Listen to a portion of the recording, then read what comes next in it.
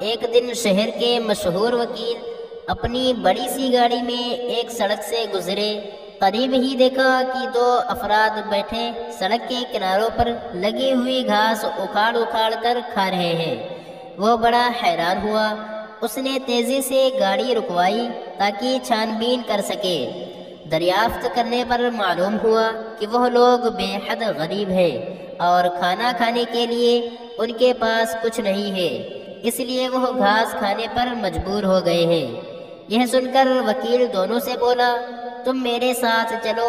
ان میں سے ایک نے کہا، لیکن جناب میری بیوی اور 3 بچے کہاں جائیں گے؟ وکیل نے کچھ سوچا اور بولا، انہیں بھی ساتھ لے چلو۔ وکیل نے دوسرے شخص کی جانب دیکھا جو رحم طلب نگاہوں سے اس کی جانب دیکھ رہا تھا۔ وکیل نے اسے بھی ساتھ چلنے کے لیے کہا، جس پر وہ گھبراتے ہوئے بولا، لیکن جناب میری بیوی اور 5 بچے ہیں۔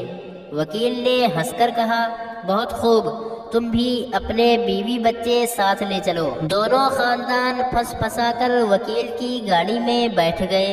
جب گاڑی چل پڑی تو ایک شخص مشکور نگاہوں سے دیکھتا ہوا بولا، جناب آپ بڑے رحم دل اور سخی آدمی ہیں، آپ کا بے حد شکریہ۔ آپ اب ہمیں کہاں لے کر جا رہے ہیں؟ وکیل نے اعتماد سے جواب دیا، کوئی مسئلہ ہی نہیں، میرے گھر کے باغ کی گھاس 1 فٹ سے بھی زیادہ اونچی ہو گئی ہے۔ ایک بہت بڑے کارخانے میں تقریب جاری تھی۔ تقریب کے آخر میں مالک نے تقریر کرتے ہوئے کہا، ہمارے کارخانے میں نئے مینیجر کا انتخاب ہوا ہے۔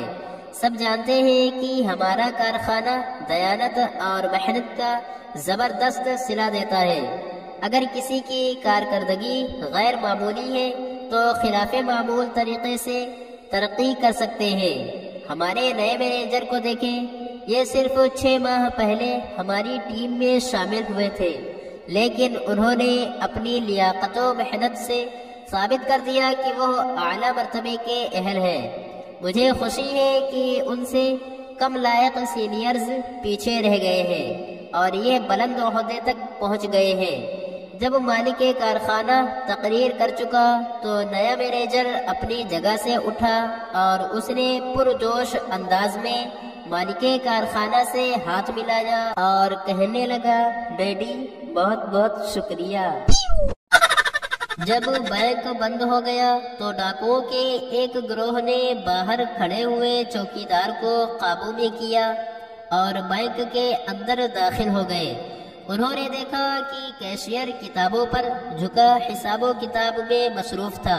انہوں نے تیزی سے اسے پکڑ کر باندھا اور منہ میں کپڑا ٹھونس دیا۔ اس کے بعد وہ کیش اپنے اپنے تھیلوں میں ڈالنے لگے۔ جب وہ لوٹ کر جانے لگے تو ان کے کانوں میں کیشیئر کی عجیب و غریب آوازیں پڑی۔ وہ اپنی جگہ بری طرح ہل جل کر کچھ کہنے کی کوشش کرتا دکھائی دیا۔ ایک ڈاکو نے اس کے منہ سے کپڑا نکالا تاکہ وہ جان سکے کہ کیشیئر کیا کہنا چاہتا ہے۔ کیشیئر نے ہانپتے ہوئے کہا، ڈاکو بھائی برائے مہربانی حساب و کتاب کی کتابیں بھی ساتھ لیتے جاؤ، اس میں 1 لاکھ روپے کا فرق دکھائی دے رہا ہے۔